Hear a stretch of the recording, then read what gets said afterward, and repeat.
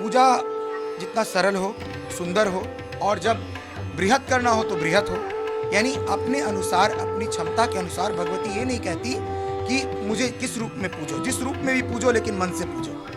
अगर माँ सक्षमवान बनाई है तो राजोपचार पूजा करें, उससे थोड़ा कम भगवती दी है तो जिस रूप में सोष्टोपचार पूजा करें, मतलब हर पंचोपचार से लेकर राजोपचार तक पूजा है। तो के अनुसार, चूंकि मैं कथा करता हूँ, मुझे पता है कि देवी भागवत के अनुसार माता के हर एक दिन एक एक स्वरूप, नवरात्र जैसे से बढ़ते हैं, कन्याओं का क्रम उसी प्रकार बढ़ा करके देवी पूजन करना चाहिए। मन से माँ की सेवा करें, मन से माँ को दोहराएं, माँ को बुलाएं और माँ से विनती करें कि माँ मेरा तो कल्याण करो लेकिन जगत का भी कल्याण करो। नमस्कार, आप न्यूज फोनेशन देख रहे हैं। मैं हूं आपके साथ वंदना।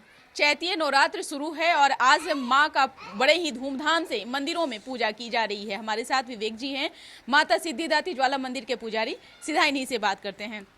सबसे पहले क्या कुछ आज माता रानी से आपने मनोकामना के तौर पर कहा? पहले तो न्यूज फाउंडेशन के सभी दर्शकों को जय माता दी और बासंती नवरात्र की शुभकामनाएं। आज क्योंकि तिथि का क्षय होने के कारण नवरात्रे 8 दिन के हुए इस बार, तो इस बार जल्दी ही पंचमी तिथि का प्रवेश हो गया आज। तो आज पंचमी तिथि के साथ साथ माता स्कंद माता की पूजा भी हुई और छठ का व्रतियों ने खरना भी किया। तो कल षष्ठी तिथि है।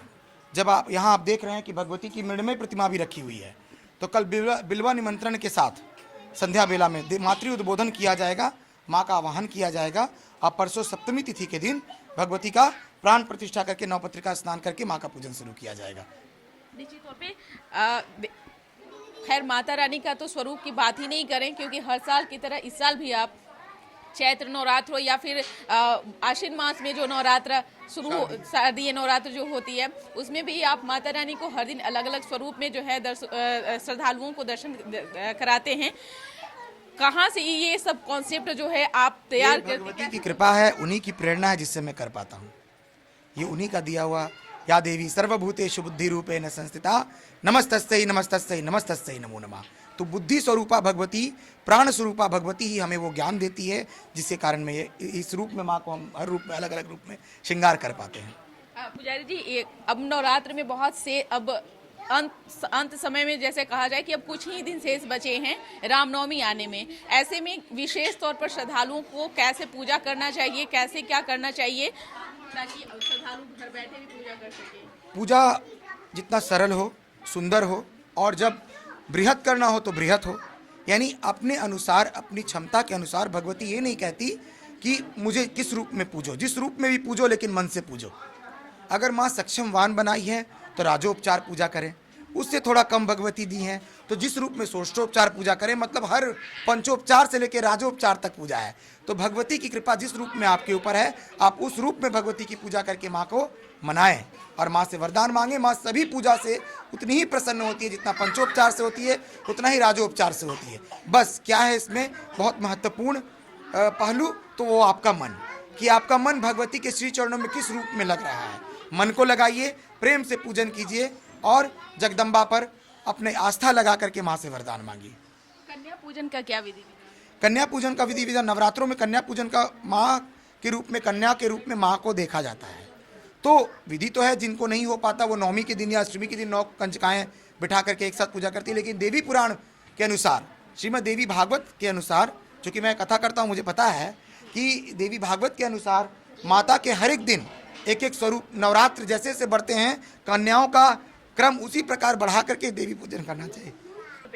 वैसे श्रद्धालुओं से क्या कुछ कहेंगे जो देश विदेश सभी जगहों पर अपने घर में कलश स्थापित कर माता का पूजा अर्चना कर रहे हैं, साथ ही साथ जिनके पास में कम समय है वो भी चाहते हैं कि हम माता का पूजा अर्चना करें, ऐसे में श्रद्धालुओं को कौन सा ऐसा मंत्र का उच्चारण करना चाहिए जो माँ भगवती प्रसन्न हो? सभी मंत्र माँ के बहुत ही सुंदर हैं। देवी प्रपन्नारति हरे प्रसीदा प्रसीद मातर जगतोऽखिलस्य प्रसीद विश्वेश्वरी पाहि विश्वं तमीश्वरी देवी चराचरस्य सर्वमंगल मांगल्ये शिवे सर्वार्थ साधिके शरण्ये त्र्यंबके गौरी नारायणी नमस्ते शरणागत दीनार्थ परित्रायण परायणे सर्वस्याति हरे देवी नारायणी नमस्ते जयंती मंगला काली भद्रकाली कपालिनी दुर्गा क्षमा शिवा धात्री स्वाहा स्वदा नमस्तुते।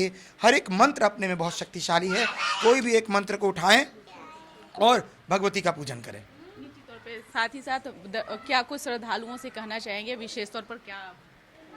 बस मन से माँ की सेवा करें, मन से माँ को गोहराएं, माँ को बुलाएं और माँ से विनती करें कि माँ मेरा तो कल्याण करो लेकिन जगत का भी कल्याण करो। जो सबका कल्याण सोचता है माँ उसका स्वयं ही कल्याण करती है। जय माता दी। जय माता दी।